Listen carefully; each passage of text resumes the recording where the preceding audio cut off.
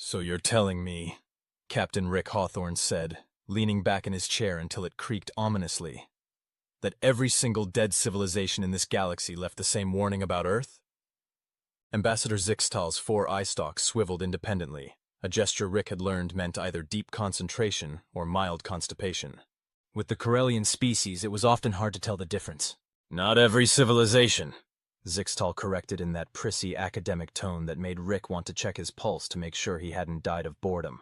Only the 17 we've discovered so far. The Vorthan Empire, the Crystalline Confederacy, the... Yeah, I get it. Rick waved a hand dismissively.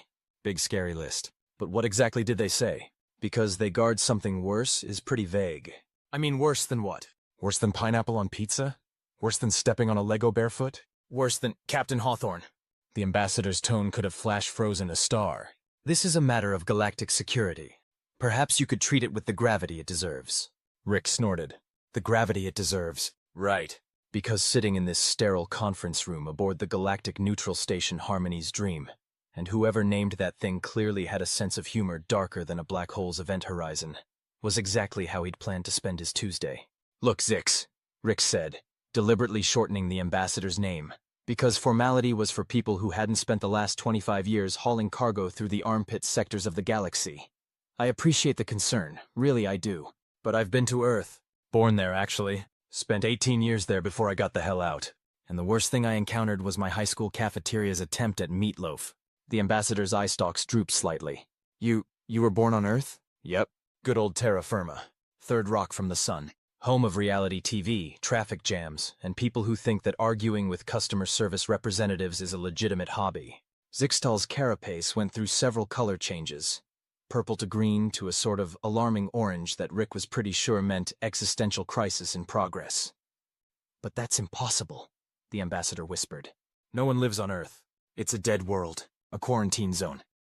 The warnings specifically state that any approach to the Sol system results in what? Rick asked, genuinely curious now. Because I gotta tell you, the only thing that approached me when I left was my student loan debt, and that followed me all the way to the Andromeda sector. The silence that followed was the kind of uncomfortable quiet that usually preceded either a revelation or someone asking him to pay for dinner. Rick had learned to brace for both. Captain, Zixtal said slowly, perhaps you could tell me exactly when you left Earth. June 12th, 2159. Remember it clearly because it was 3 days after my 18th birthday, and my mom made this big speech about how I was spreading my wings and finding my place in the universe. Pretty sure she was just happy to get rid of me, honestly. More color changes from Zixtal. This time the progression went from orange to a deep purple that looked like it belonged on a particularly ominous sunset. 2159, the ambassador repeated. And what year is it now, Captain? Rick blinked. 2184. Why? Because, Zixtal said, and Rick could hear something that sounded suspiciously like terror creeping into the alien's voice. The first warning about Earth was discovered on the ruins of Kepler 438b, the Vorthan Empire. They died out approximately 3,000 years ago. Well, that was interesting. Rick scratched his chin, which had acquired its usual 5 o'clock shadow despite the fact that it was barely noon, ship time. So what you're saying is that civilizations have been warning about Earth for 3 millennia. But somehow I managed to grow up there watching Saturday morning cartoons and complaining about algebra homework. That's exactly what I'm saying. Zixtal's voice had gone up an octave. Captain, this is unprecedented. According to our records, you may be the first being to have actually left Earth's system and survived to tell about it in over 1,000 years. Survived? Rick laughed. Buddy, I didn't just survive Earth. I was bored out of my skull there. You know what the most exciting thing that happened in my hometown was? Mrs. Henley's cat got stuck in a tree. Made the front page of the local paper. Whiskers rescued after 3-hour ordeal. Hard-hitting journalism at its finest. The ambassador was now cycling through colors so rapidly that Rick was starting to worry he might be having some kind of seizure. But the warnings, they're very specific. They speak of guardians, of something terrible that must be contained. Guardians? Rick raised an eyebrow. The only guardians I remember were mall security, and trust me, they weren't protecting anything more dangerous than teenagers shoplifting candy bars. That was when the conference room door slid open with a pneumatic hiss that sounded like the universe sighing in resignation. Rick turned to see Commander Elena Vasquez stride in, and from her expression, He could tell this day was about to get significantly more complicated. "Captain Hawthorne," she said without preamble, "we have a problem." "Just the one?" Rick asked, because I was really hoping to collect the whole set. Commander Vasquez, who had never met a situation she couldn't make more serious by applying military precision to it, placed a data pad on the table with the kind of deliberate care usually reserved for unstable explosives. "We've intercepted 17 different alien fleets, all headed for Earth," she said. "Word's gotten out that we have someone who's actually been there and returned. They want answers." Rick looked from Vasquez to Zixtal, who had now turned a shade of blue that probably meant contemplating the heat death of the universe. 17 fleets. That seems like overkill. I mean, it's just Earth. You could probably take it with a strongly worded letter and maybe a few stern looks. "Captain," Zixtal said, his voice barely above a whisper, "you don't understand. These warnings, they're not just casual observations. They're carved into the final monuments of dying civilizations. They're literally the last thing these species chose to tell the universe before they went extinct. And they all reference the same threat," Vasquez added. "Every single one mentions Guardians protecting something worse than themselves." Rick considered this. In his experience, when multiple people said the same thing about a place, it was usually true. On the other hand, he'd grown up in suburban Ohio, and the most threatening thing there had been the occasional aggressive squirrel. "Okay," he said finally. "Let's say, hypothetically, that Earth really is guarding something terrible. Something so bad that entire civilizations felt the need to warn the galaxy about it with their dying breaths. What exactly am I supposed to do about it? I mean, I left for college and never looked back. It's not like I have insider knowledge about secret planetary defense systems. But you do have something no one else has," Zixtal pointed out. "You have the ability to actually approach the system and survive. Every probe we've sent in the last millennium has been destroyed before it could reach the outer planets." "Destroyed by what?" "That's what we need to find out." Rick stared at the datapad, which was now displaying what looked like a very concerning number of red dots moving through space in a generally Earthward direction. "So your plan is to send me back to my childhood home to investigate why every dead civilization in the galaxy thinks my home planet is basically a supernatural horror movie waiting to happen?" Yes, essentially. "And the 17 alien fleets that are currently burning space toward Earth? What's their deal?" Commander Vasquez cleared her throat. "Intelligence suggests they're split between two factions. Half want to study you to understand how you survived contact with whatever Earth guards. The other half want to destroy Earth entirely, just to be safe." "Ah," Rick nodded sagely. "The old kill-it-with-fire approach to xenoarchaeology. Classic." "Captain," Zixtal said urgently, "you have to understand. If these fleets reach Earth and trigger whatever defenses are there, it could mean the end of galactic civilization as we know it." Rick looked around the room. Vasquez was doing her best impression of a statue carved from pure military discipline. Zixtal was now shifting between colors so rapidly he looked like a living mood ring having an anxiety attack.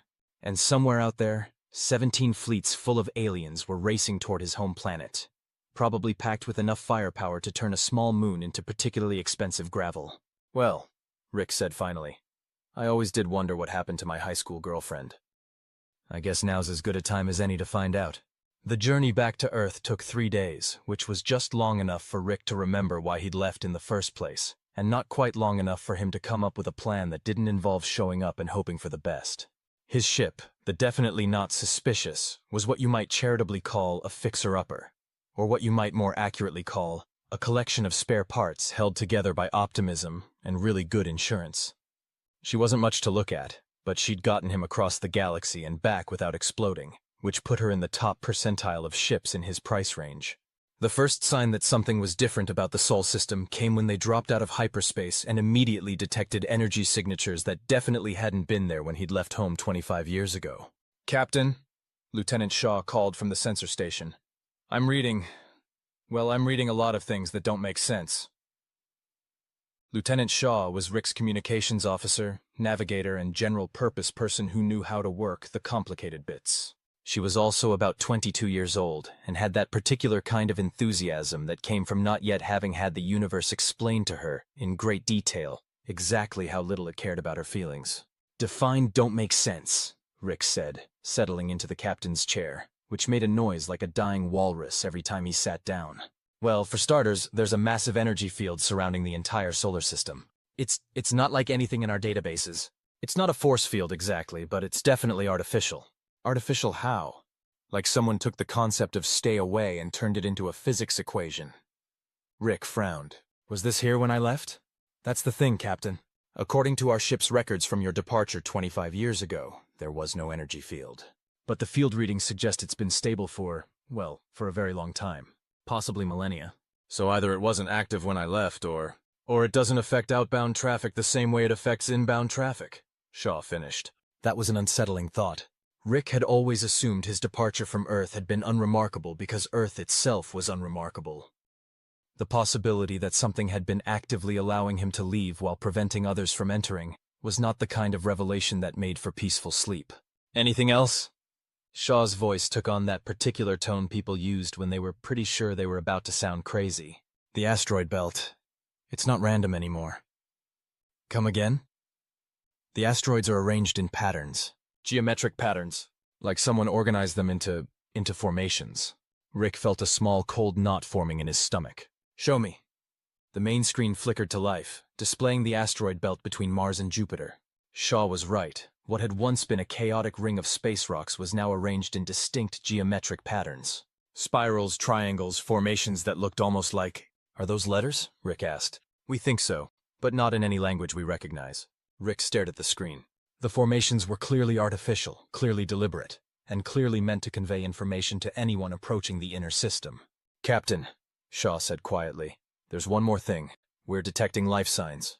On Earth? No, sir. In the asteroid belt. The formations. They're not just arranged asteroids. They're ships. The cold knot in Rick's stomach decided to invite some friends over for a party. Ships? Thousands of them. Maybe tens of thousands. All arranged in those patterns. And Captain, they're all broadcasting the same signal. Which is? Shaw's hands moved over her console, and suddenly the bridge was filled with a sound that made Rick's blood run cold. It wasn't quite a scream, wasn't quite a song, wasn't quite static. It was the sound of something that had once been alive trying very hard to communicate one simple message. Stay away. How long has this been going on? Rick asked. According to the signal analysis, approximately 3,000 years. Rick closed his eyes. 3,000 years. The same amount of time that alien civilizations had been leaving warnings about Earth. The same amount of time that, apparently, someone or something had been maintaining a barrier around his home solar system, using the wreckage of other civilizations to spell out warnings in the asteroid belt. Sir, Shaw said. What are your orders? Rick opened his eyes and looked at the screen.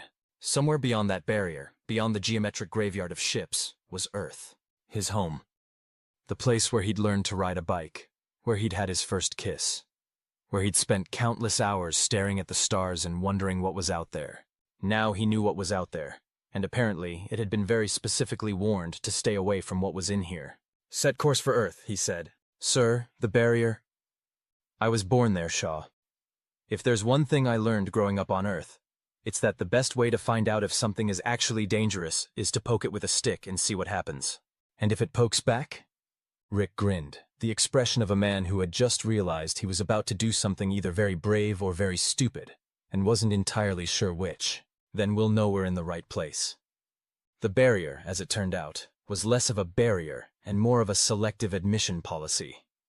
The moment the definitely not suspicious approached it, Rick felt something that wasn't quite a voice and wasn't quite a thought brush against his consciousness. Identify yourself. Rick Hawthorne, born Earth Sol System, returning home, he said aloud, feeling only slightly ridiculous for talking to empty space. Genetic markers confirmed. Access granted. Welcome home, Guardian. Guardian? Rick said, but the presence had already faded. The barrier dissolved around his ship like morning fog, revealing the inner solar system beyond. Shaw ran a quick scan and confirmed what Rick had suspected. The energy field was still there, still active, but it was allowing them to pass through as if they belonged. Well, Shaw said, that was anticlimactic. Give it time, Rick muttered. The day's still young. They passed through the asteroid belt without incident, though Rick noticed that the geometric patterns of dead ships all seemed to track their progress. Not threateningly exactly, but with the kind of attention you might pay to an interesting bug you weren't sure whether to swat or study. As they flew past the ancient wreckage, Rick caught glimpses of hull markings from civilizations he recognized from his travels. The Vorthins were there, as were the Crystalline Confederacy, the hegemony of rings, and at least a dozen other species he'd encountered in various spaceports and trading stations. All of them reduced to warning beacons in humanity's cosmic front yard. Mars looked exactly the same as it had when he'd left. Red, dusty, and completely devoid of the terraforming projects that had been promised for the past 2 centuries. Rick was beginning to suspect that Mars would still be red and dusty when the universe itself finally got tired and decided to take a nap. Earth, however, was a different story. "Captain," Shaw said, and her voice had gone up about half an octave. "Are you seeing this?" Rick looked at the main screen and felt his jaw drop. Earth was still there, still blue and green and white with clouds, still spinning peacefully in its orbit around the sun.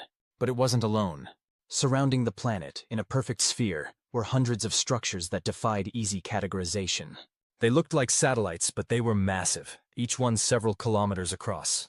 They hung in space around Earth like ornaments on the galaxy's most elaborate Christmas tree, and they were all pointed outward, toward the stars. "Defense platforms?" Shaw asked. "Maybe. Or weapons. Or really elaborate lawn ornaments." Rick rubbed his eyes. "Shaw, run a scan. Tell me what those things are made of." Shaw's hands flew over her controls. After a moment, she looked up with an expression that suggested she was questioning the fundamental nature of reality. "Captain," she said slowly, "they're not made of anything our scanners recognize." "Come again?" "They're not normal matter. They're not pure energy. They're something else entirely. Something that exists partially in normal space and partially somewhere else."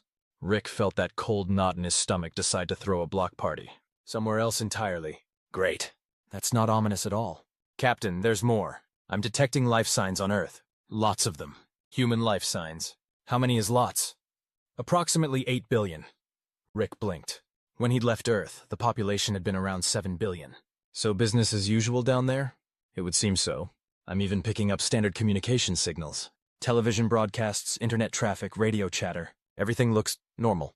"Normal," Rick repeated. "Right. Because nothing says normal like having your planet surrounded by hundreds of impossible defense satellites that don't technically exist in our dimension." He stood up, pacing the small bridge. This was wrong. All of it. The selective barrier, the warning messages in the asteroid belt, the defense platforms that existed in multiple dimensions simultaneously. None of it fit with his memories of growing up on a perfectly ordinary planet full of perfectly ordinary people doing perfectly ordinary things like arguing about sports teams and complaining about the weather. Unless, of course, his memories were wrong, or incomplete. "Shaw, open a communication channel to Earth. Let's see if anyone down there wants to explain what the hell is going on." "Aye, Captain, broadcasting on standard frequencies." A moment later, the speakers crackled to life with a voice that was unmistakably human, unmistakably American, and unmistakably bored. "Earth traffic control to unidentified vessel. Please state your destination and purpose. If you're here about the extended warranty thing, we're not interested." Rick felt some of the tension leave his shoulders. That was the Earth he remembered. Even in the face of cosmic mystery, someone would still be there to make jokes about spam calls. "Earth traffic control, this is Captain Rick Hawthorne aboard the Definitely Not Suspicious. I'm a returning Earth citizen, and I'd like permission to land." There was a pause. Then, "Did you say Rick Hawthorne, from Ohio?" Yes? Hold on." The line went quiet for a moment, then came back with a different voice. Older, more authoritative, but still unmistakably human. "Rick? Rick Hawthorne? This is General Patricia Blackwood, Earth Defense Command. Son, we need to talk." Earth Defense Command, as it turned out, was headquartered in what used to be NORAD, buried deep in Cheyenne Mountain. Rick had never heard of Earth Defense Command when he'd lived on Earth. But then again, there were apparently a lot of things about his home planet that he'd never been told. The shuttle ride down to Earth was surreal. Everything looked exactly the same as it had when he'd left. The same continents, the same oceans, the same weather patterns. If you ignored the ring of impossible objects hanging in space overhead, you could almost pretend that nothing had changed. Almost. General Blackwood met him at the landing pad, and Rick immediately understood why she'd made General. She had the kind of presence that suggested she could stare down a charging rhinoceros and make it apologize for bothering her. She was maybe 50, with steel gray hair and eyes that looked like they'd seen too much and filed it all under Tuesday. "Captain Hawthorne," she said, extending a hand. "Welcome home." "General," Rick replied, shaking her hand and noting that her grip could probably crack walnuts. "I have to say, Earth's changed a bit since I left." "Has it?" Blackwood's smile was the kind that didn't quite reach her eyes. "Or maybe you're just seeing it clearly for the first time. Walk with me, Captain. We have a lot to discuss." She led him through a series of corridors that looked like they'd been carved directly out of the mountain itself. The walls were lined with screens showing what Rick assumed were various strategic displays. Satellite feeds, communication arrays, readouts he couldn't begin to interpret. "Tell me, Captain," Blackwood said as they walked. "What do you remember about your childhood?" "My childhood?" Rick frowned. "Pretty standard stuff. School, friends, family, Saturday morning cartoons, riding my bike around the neighborhood." "Why? Do you remember anything unusual? Anything that didn't quite fit?" Rick thought about it. Well, there was Mrs. Henley next door. She always seemed to know things she shouldn't have known. Like when it was going to rain, or when someone was going to get sick, or when the pizza delivery guy was going to be late. But I just figured she was one of those people who paid attention to details. "Mrs. Henley was what we call a sensitive," Blackwood said. "Someone with naturally enhanced dimensional awareness. There are more of them than you might think." Dimensional awareness? The ability to perceive disturbances in the fabric of reality itself. Very useful for early warning systems. Rick felt like pieces of a puzzle were starting to fall into place, but he wasn't sure he liked the picture they were forming. "There was this one time in high school when I was walking home late, and I saw what looked like lights in the sky. But everyone said it was just a military exercise, so..." Rick trailed off as he realized what he was saying. "It wasn't a military exercise, was it?" "No, Captain. It was a dimensional incursion. A small one, successfully contained, but an incursion nonetheless." They reached a large door marked "Authorized Personnel Only," in letters that looked like they meant business. Blackwood placed her palm on a scanner, and the door slid open to reveal. Rick's first thought was that someone had taken a science fiction movie set and decided to make it functional. The room was enormous, filled with banks of computers, giant screens, and people in military uniforms moving around with the kind of purposeful efficiency that suggested they were either saving the world or having a really elaborate dress rehearsal. "Welcome," Blackwood said, "to Earth Defense Command. We've been waiting for you to come home." "Waiting for me?" Rick looked around the room, taking in displays that showed the positions of what he assumed were the alien fleets approaching Earth. "How could you be waiting for me? I only decided to come back 3 days ago." "Captain, let me ask you something. When you left Earth 25 years ago, what was your stated reason?" "I wanted to see the galaxy, explore new worlds, meet new people. The usual young adult wanderlust thing." "And did you see the galaxy, I mean?" Rick thought about it. "Yeah, actually. I've been to probably 100 different worlds. Met dozens of different species.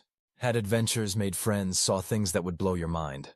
And in all that time, did you ever wonder why you never encountered another human out there? Why Earth seemed to be completely isolated from galactic civilization?" Well, I assumed it was because we were too primitive. Too backwards. The galaxy probably figured we weren't ready for contact." Blackwood nodded toward one of the large screens, which was displaying what looked like a 3-dimensional map of the galaxy. Thousands of points of light indicated inhabited worlds, trade routes, political divisions. And right in the middle of it all, surrounded by a conspicuous empty zone, was a single blue dot. "Captain," Blackwood said softly, "the galaxy knows we exist. They've always known. The question is, do you know why they've been warned to stay away?" Rick stared at the display. The empty zone around Earth wasn't just empty. It was clearly marked, like a quarantine area. And beyond its boundaries, he could see the 17 fleets that were currently breaking what appeared to be fundamental galactic law by approaching the Forbidden Zone. "General," he said slowly, "what exactly is Earth guarding?" Blackwood was quiet for a long moment. Around them, the controlled chaos of the command center continued. People monitoring displays, coordinating responses, doing all the things that suggested they were preparing for something big. "Tell me, Captain," she said finally, "what do you know about the Fermi paradox?" "The what now?" "The Fermi paradox, a question posed by a physicist in the 20th century. Given the size and age of the universe, given the number of stars and planets, where is everybody? Where are all the aliens?" Rick gestured toward the display showing the approaching fleets. Out there? Coming this way with what I assume are very large guns?" "No, Captain. Those are the survivors. The ones who learn to be careful. The ones who listen to the warnings." Blackwood's voice took on a tone that Rick was beginning to recognize as the sound of someone about to tell him something he really didn't want to hear. "The Fermi paradox has an answer, Captain. Want to know what it is?"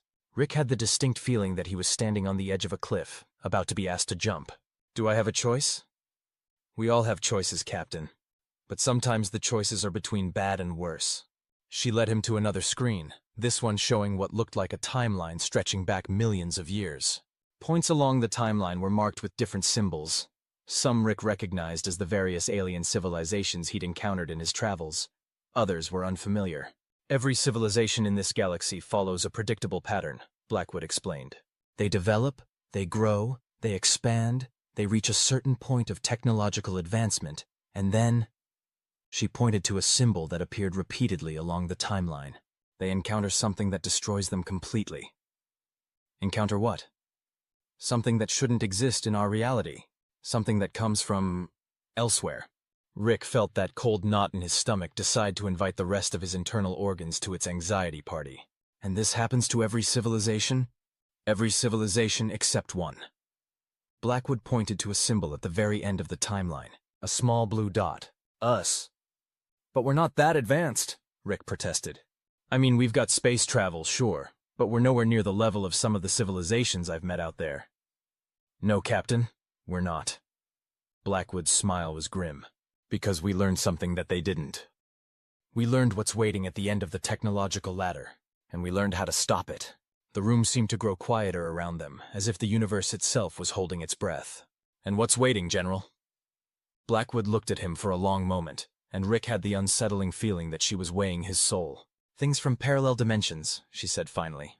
Entities that exist in realities where the laws of physics work differently, where consciousness itself follows different rules. And every time a civilization reaches a certain level of technological advancement, they accidentally create doorways between dimensions. The Revelation Room, because that's what Rick had decided to call it in his head, was smaller than the main command center, and significantly more ominous.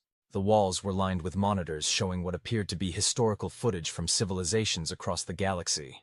The rise and fall of the Vorthan Empire, the crystalline cities of the Andromedans before they went dark, the final transmissions from dozens of worlds before they simply stopped. Captain, General Blackwood said, gesturing for him to take a seat at a conference table that looked like it had been designed by someone who took the concept of serious business very seriously indeed. What I'm about to tell you is classified at the highest possible level. There are maybe 50 people on Earth who know the complete truth. And you're going to tell me because you're the only human who's been out there and come back. The only one who's seen what the galaxy looks like from the outside. And because, frankly, we need your help. Rick settled into his chair, which was significantly more comfortable than the one on his ship, and made considerably fewer dying animal noises. Okay, General, I'm listening. Blackwood activated a holographic display in the center of the table. It showed what appeared to be a DNA helix, but not quite like any Rick had ever seen. This one had additional structures, extra components that seemed to pulse with their own internal light. Tell me, Captain, what do you know about human evolution? Basic stuff. We evolved from earlier primates over millions of years. Natural selection, adaptation, survival of the fittest. Why? Because that's only part of the story. Blackwood manipulated the display, showing the DNA structure from different angles. Human evolution wasn't entirely natural, Captain. At certain points in our development, it was guided, enhanced by forces that needed to create a very specific type of being. Rick stared at the display. Are you telling me we were genetically engineered? Not engineered exactly. More like optimized, given certain capabilities that don't exist in any other species we've encountered. Capabilities that make us uniquely suited to detect and respond to dimensional threats, such as… Instead of answering directly, Blackwood changed the display to show what looked like a timeline of human history. But this wasn't the history Rick remembered from school. This timeline showed patterns, recurring events, technological developments that seemed to happen at precise intervals, and most importantly, incidents that had been carefully erased from public record. Captain, in your travels through the galaxy, did you ever encounter a species that seemed wrong? Not evil exactly, but something that made you instinctively want to get as far away as possible. Rick thought about it. Actually, yeah. There was this one time on Kepler 442c. I was delivering cargo to a research station, and they had these researchers. They looked human, acted normal, but something about them made my skin crawl. I couldn't put my finger on what it was, but I kept feeling like I needed to leave. Immediately. Did you leave? Yeah. Made some excuse about a schedule conflict and got out of there as fast as I could. Found out later that the entire research station had gone dark 3 days after I left. No survivors, no explanation. Blackwood nodded grimly. That instinct, Captain, that ability to recognize dimensional contamination when other species can't detect it, that's not something you learned. It's something you were born with. Something all humans are born with. Are you saying humans are naturally paranoid? I'm saying humans are naturally equipped to detect and respond to a specific type of threat. A threat that has been systematically destroying advanced civilizations for millions of years. The display changed again, this time showing what looked like a map of the galaxy, but with additional dimensions, layers of reality that seemed to exist parallel to normal space. Captain, are you familiar with the concept of parallel dimensions? Science fiction stuff? Sure. Alternate realities, mirror universes, that kind of thing. Not alternate realities, parallel realities. Dimensions that exist alongside our own, separated by barriers that can be thinned. Under certain circumstances, Rick felt like he was trying to solve a puzzle where someone kept adding new pieces that didn't fit with anything else. Okay, I'll bite. What does this have to do with humans being galactic watchdogs? Because, Blackwood said, what we're guarding against isn't from our dimension. It's from the parallel ones. And every time a civilization reaches a certain level of technological advancement, they accidentally weaken the barriers between realities. They create opportunities. Opportunities for what? For entities to cross over. Things that don't belong in our reality. Things that are, quite literally, worse than anything that evolved naturally in our universe. The display showed what looked like tears in the fabric of space itself. Wounds in reality that pulsed with a darkness that seemed to have its own malevolent intelligence. These incursions, Blackwood continued, they don't just destroy civilizations. They corrupt them, turn them into something else entirely. Something that exists solely to create more tiers, more opportunities for additional entities to cross over. Rick stared at the display, trying to process what he was being told. And humans can, what? Fight these things? Not fight them, Captain. Detect them before they fully manifest. Prevent them from establishing a foothold in our reality. Blackwood's voice took on the tone of someone reciting a lesson learned through hard experience. Humans have a unique ability to perceive dimensional distortions. We can sense when reality is being tampered with, even when the disturbance is too small for instruments to detect. The research station, Rick said suddenly. Those researchers who felt wrong, they weren't really researchers at all, were they? No, Captain. They were the early stages of an incursion. Beings from our dimension who had been influenced by contact with entities from parallel realities. If you hadn't trusted your instincts and left when you did, you would have been there when the transformation completed. Rick felt like he needed a drink, or several drinks, or possibly a new career in something less cosmically terrifying, like bomb disposal or lion taming. So let me get this straight, he said. Humans evolved, or were guided to evolve, to be dimensional security guards. We can detect threats that no one else can see. And we've been keeping these things from destroying the galaxy for how long? Not the galaxy, Captain. The universe. And we've been doing it for approximately 50,000 years. But I grew up on Earth, Rick protested. Suburban Ohio. I went to high school. I played video games. I worried about acne and algebra tests. That's not exactly Cosmic Guardian material. Blackwood smiled, and for the first time it reached her eyes. Captain, what's the most important quality in a security system? Vigilance? Invisibility. The ability to operate without being detected, to be present without seeming threatening. The galaxy's best security system is one that no one realizes exists. Rick thought about his childhood again, but this time with a different perspective. Mrs. Henley, who always seemed to know things she shouldn't. She wasn't just observant, she was monitoring dimensional stability. The lights in the sky that everyone dismissed as military exercises, actual containment operations. His own restless urge to leave Earth and explore the galaxy. Not teenage wanderlust, but genetic programming driving him to scout for potential threats. The defense platforms around Earth, he said. They're not defending Earth from invasion, are they? No, Captain. They're dimensional anchors. They stabilize the barriers between realities in this region of space. The platforms you saw exist partially in multiple dimensions simultaneously. They're anchored to our reality, but they extend into the parallel dimensions where these entities originate. And the barriers around the solar system? The warnings in the asteroid belt? A psychological deterrent. The entities we're dealing with are intelligent, but they think in ways that are fundamentally alien to our reality. They understand fear, though. They understand warnings. So we give them warnings. Loud, obvious, impossible to ignore warnings that make most species think twice about approaching. Rick rubbed his temples, trying to ward off what felt like the beginning of a cosmic-scale headache. But if we're so good at this job, why are there 17 alien fleets heading this way right now? Because, Blackwood said grimly, something's changed. For the first time in recorded history, we've detected multiple coordinated incursion attempts happening simultaneously across the galaxy. Whatever's trying to break through is getting stronger, more organized, And some of the surviving civilizations have decided that the risk of whatever we're guarding against is worth the risk of starting a war with Earth. The display changed to show the approaching fleets, now only hours away from the outer edges of the solar system. Rick could see that they were arranged in what looked like attack formations. This wasn't a diplomatic mission or a scientific expedition. This was an invasion force. What do they think they're going to accomplish? Rick asked. Best case scenario? They think they can destroy Earth and eliminate whatever threat we represent, making the galaxy safe for everyone else. Worst case scenario? They think they can capture and study us, figure out how to replicate our abilities, and use them for their own purposes. And what's the actual likely scenario? Blackwood's expression became grimmer than Rick had thought was physically possible. They're going to trigger the largest dimensional incursion in galactic history. Their weapons fire, their scanning beams, their very presence in the system is going to destabilize barriers that have been carefully maintained for millennia. They're going to tear holes in reality large enough for entities to pour through that could consume not just our galaxy, but potentially our entire universe. Rick stared at the display showing the approaching fleets. 17 different civilizations, each one convinced they were doing the right thing, each one about to accidentally end everything. So what's the plan? He asked. That's where you come in, Captain. You're the only human who's been accepted by galactic civilization. You speak their languages, you understand their cultures, you've earned their respect. If anyone can convince them to turn around and go home, it's you. Rick laughed, but there wasn't much humor in it.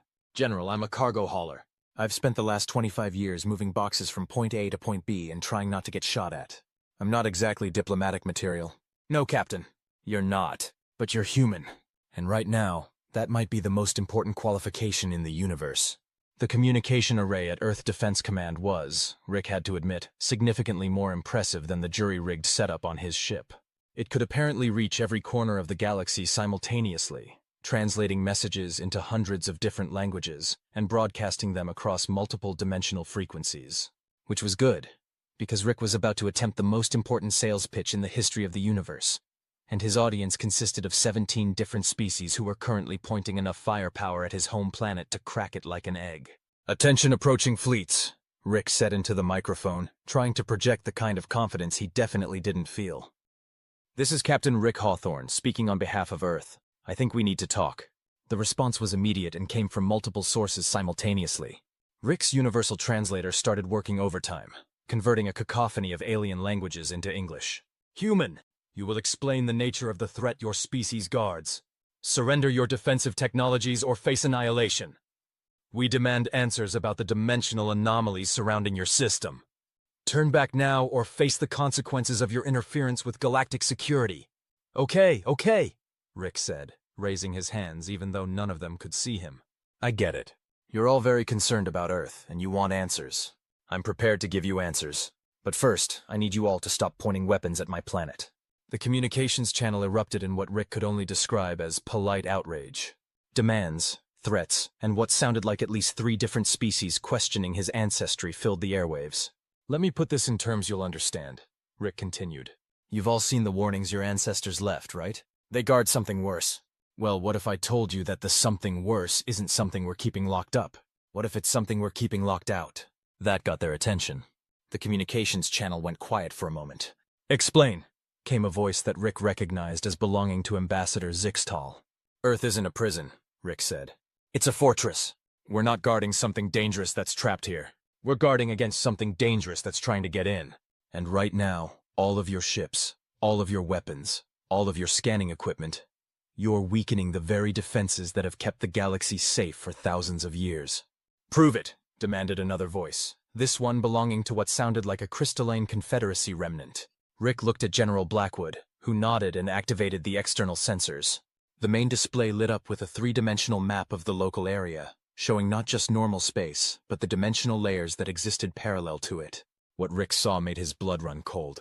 The barriers between dimensions, which according to Blackwood had been stable for millennia, were showing stress fractures. Small tears in reality were opening and closing like wounds that couldn't quite heal. And with each weapon's discharge from the approaching fleets, with each active sensor sweep, the fractures were getting larger. Do you see it? Rick asked, broadcasting the sensor data to all 17 fleets. Those aren't navigation hazards or energy fields. Those are cracks in reality itself.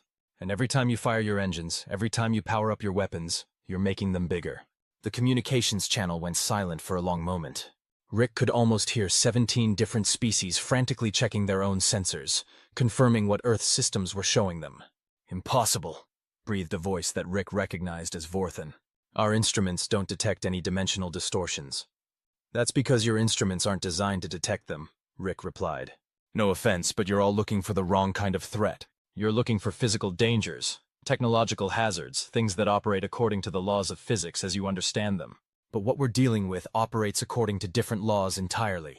And humans can detect these distortions? Asked Zixtal. We're specifically evolved to detect them. It's our thing. Our one special talent in a galaxy full of species that are stronger, smarter, more technologically advanced than we are.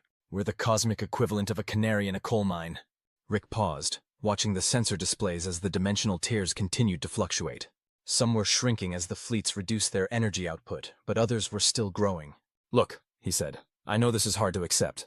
I know it sounds crazy. But think about it logically. Why would 17 different civilizations, across thousands of years, all leave the same warning about Earth? Why would they all say we guard something worse? What could possibly be bad enough that entire species would use their dying breaths to warn the galaxy about it? Because, came a new voice, older, more authoritative, speaking in the formal tones of the Galactic Council.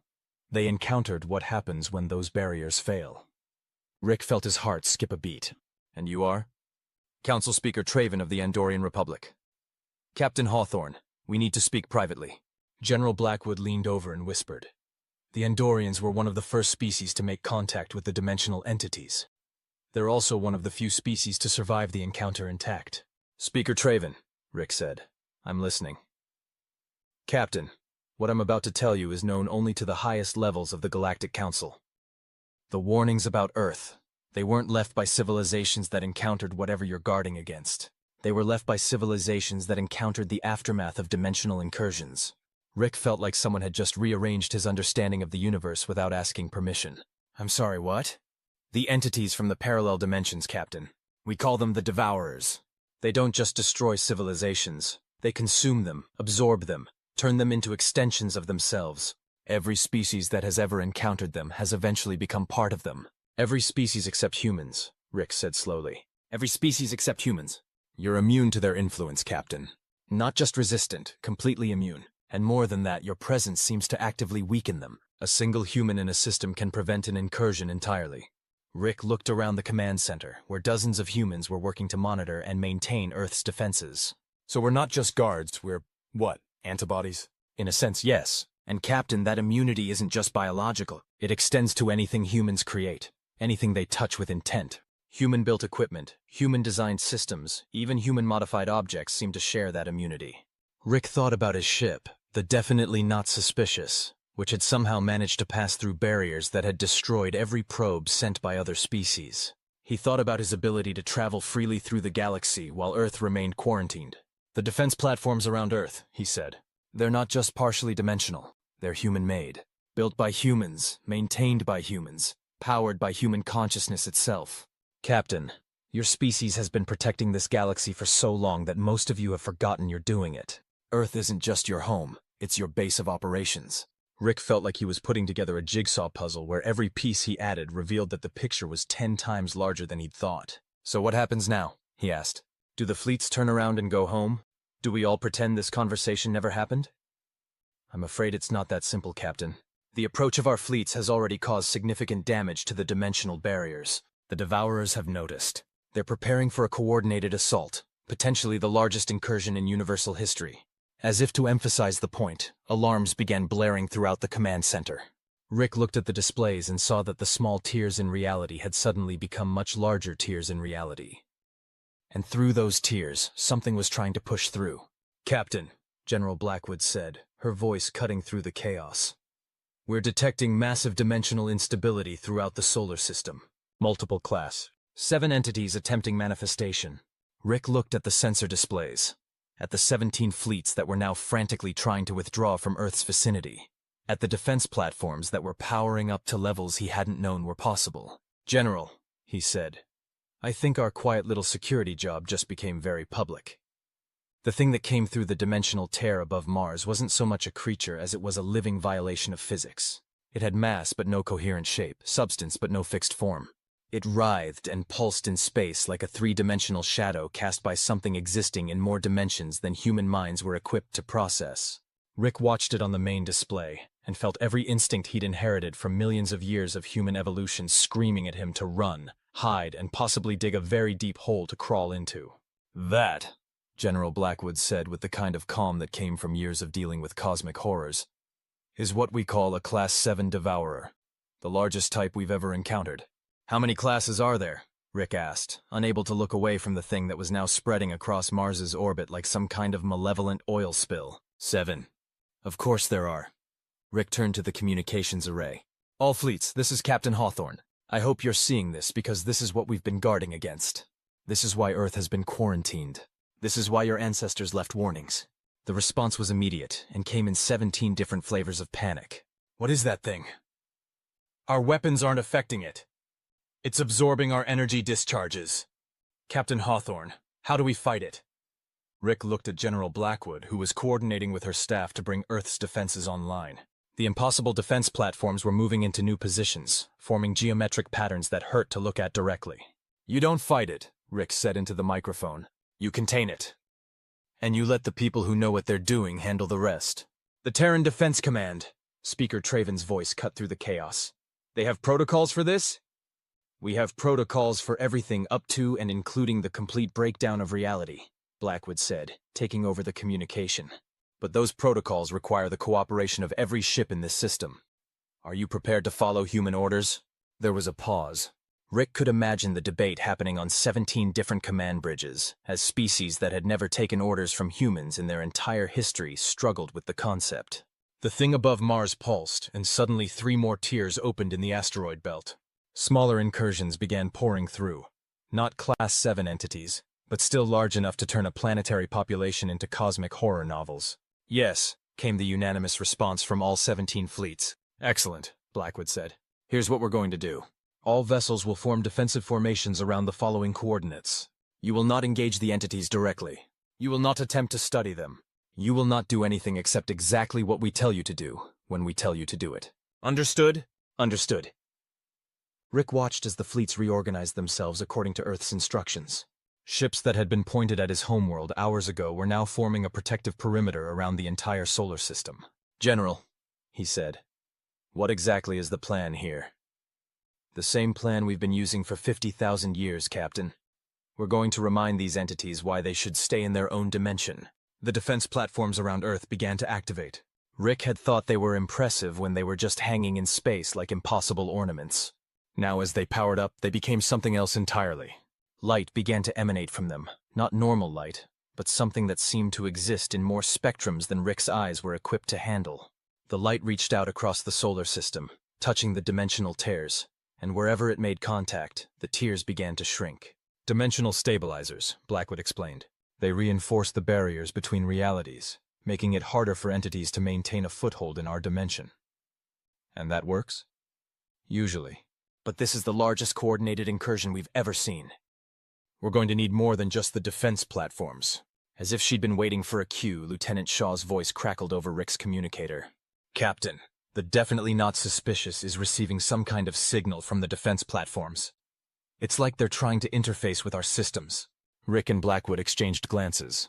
"Shaw, let them interface, but monitor everything and be ready to cut the connection if anything seems wrong." "Aye, Captain." "Establishing link now." On the main display, Rick watched as his ship began to glow with the same impossible light as the defense platforms. And as it did, something changed about the dimensional tiers. They weren't just shrinking anymore. They were being actively pushed closed, as if something was applying pressure from the human side of reality. "Captain," Shaw's voice was filled with wonder. "Our entire ship just became some kind of dimensional anchor.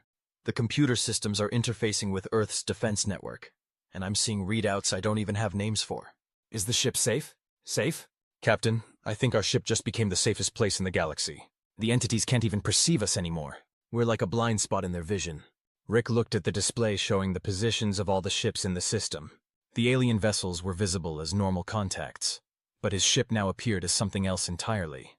A void in space where the scanning systems couldn't quite focus. "General," he said, "I think I'm beginning to understand why humans are so good at this job." Oh, you haven't seen anything yet, Captain. Blackwood's smile was the expression of someone who was about to reveal their trump card. All ships, prepare to witness the primary defensive protocol of the Terran Defense Network. Which is? Rick asked.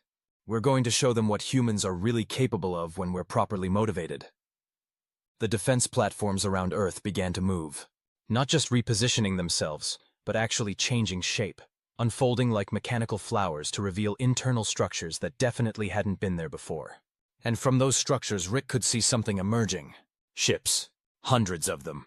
Thousands of them. All clearly of human design, but unlike anything Rick had ever seen. They looked like someone had taken the concept of sleek and deadly and turned it into a physics equation. The home fleet, Blackwood said with obvious pride. Built in dimensional dry docks, crewed by volunteers who've been training for this scenario their entire lives. They exist partially outside normal space-time, which makes them very difficult for the Devourers to detect or combat. Rick watched as the home fleet deployed throughout the solar system, moving in formations that seemed to anticipate where the dimensional entities would appear before they actually manifested.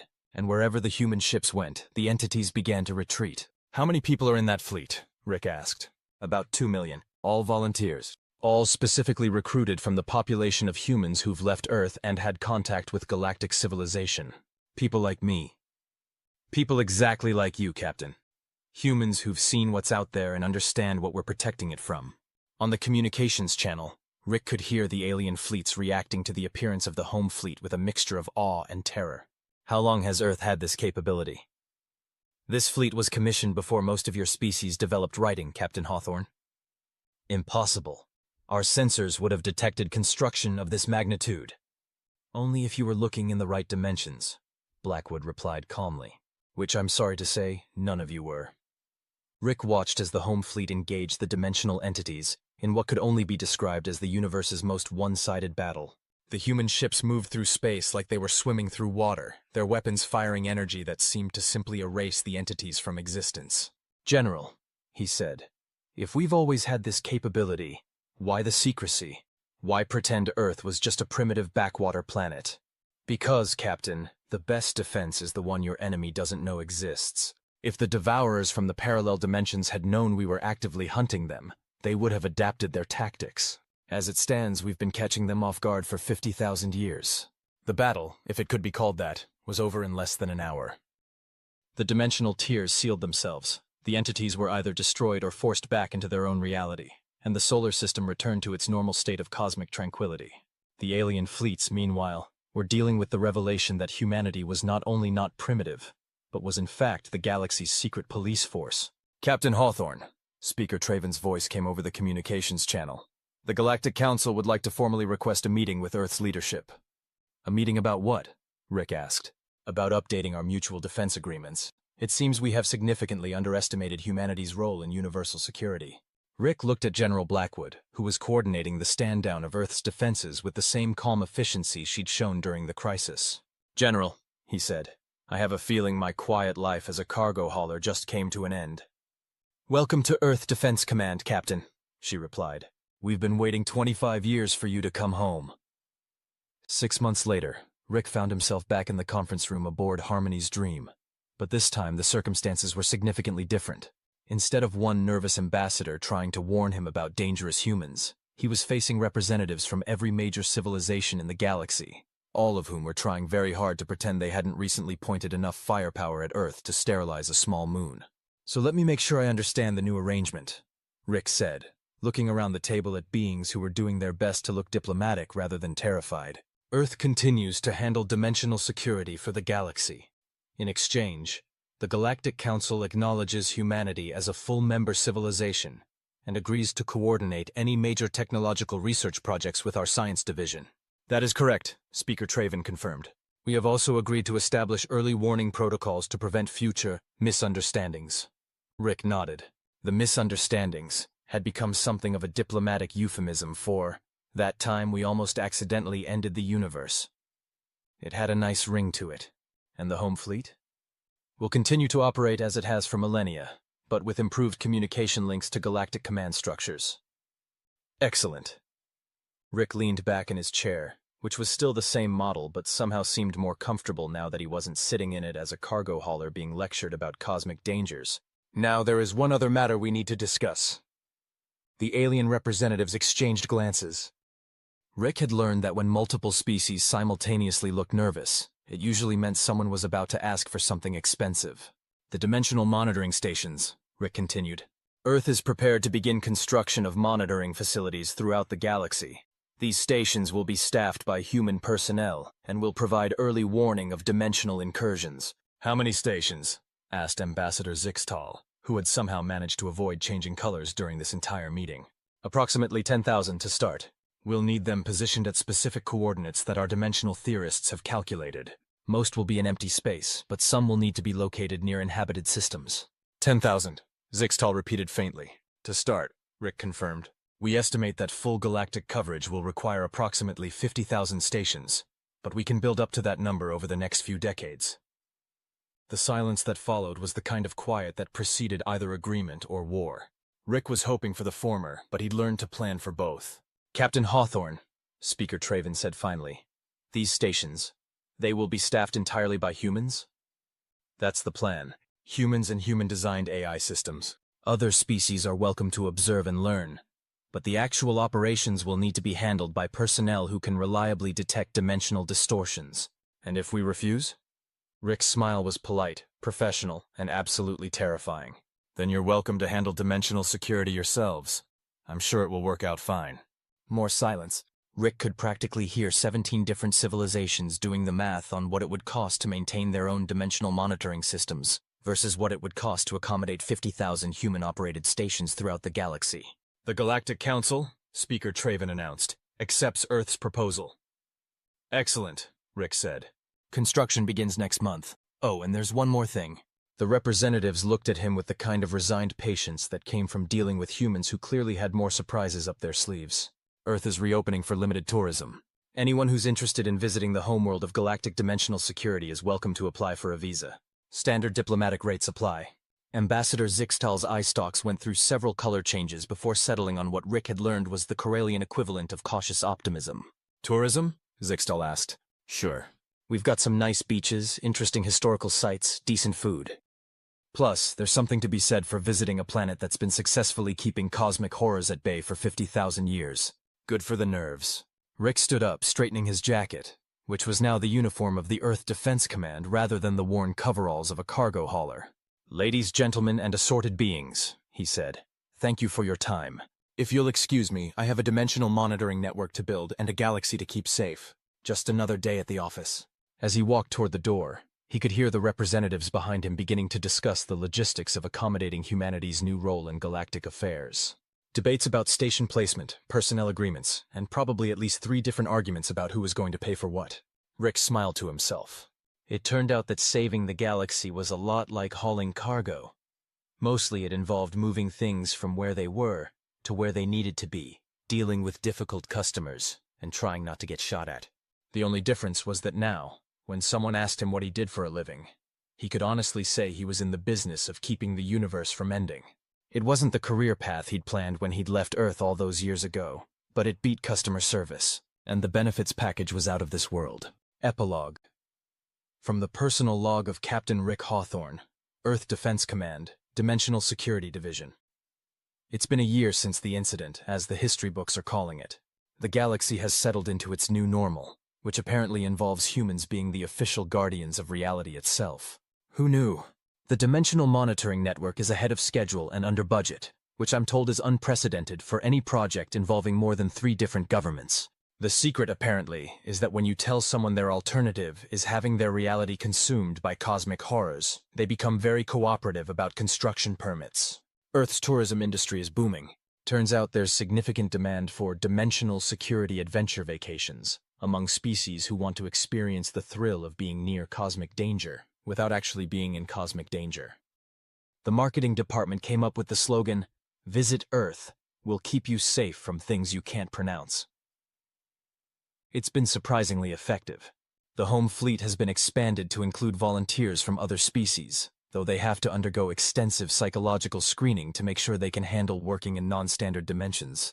The Corellians, it turns out, are surprisingly good at it. Who would have thought that a species that changes colors based on emotion would be naturals at detecting reality distortions? As for me, I've been promoted to Director of Galactic Dimensional Security, which sounds more impressive than it is.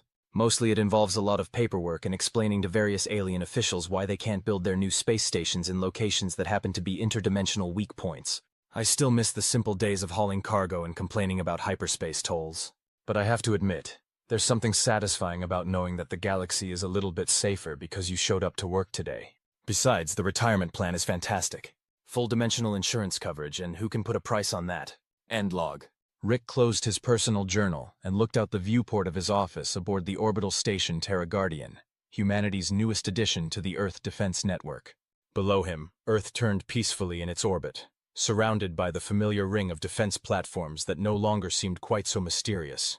In the distance, he could see the running lights of merchant vessels from a dozen different species, all going about their business in a galaxy that was, for the moment, free from cosmic horror. It wasn't a bad view for a kid from Ohio. His communicator chimed with an incoming message from Lieutenant Shaw, who was now commanding her own dimensional monitoring station in the Vega system. "Captain," her voice crackled over the interstellar communication link. "We've got a Class 2 incursion beginning to manifest near Arcturus. Nothing we can't handle, but thought you'd want to know." "Copy that, Shaw. Send the standard containment team and keep me updated." "Will do, sir. Shaw out." Rick smiled and made a note in his daily log. Another day, another dimensional incursion successfully contained before it could threaten galactic civilization. Just another day at the office for humanity's cosmic security force. Outside his window, the stars continued to shine, safe in the knowledge that somewhere out there, humans were standing guard against the things that went bump in the night between dimensions. And in suburban Ohio, Mrs. Henley was probably still predicting the weather with uncanny accuracy, never knowing that her neighbors had just saved the galaxy again. Some things, Rick reflected, never changed, and that was exactly the way he liked it. The end.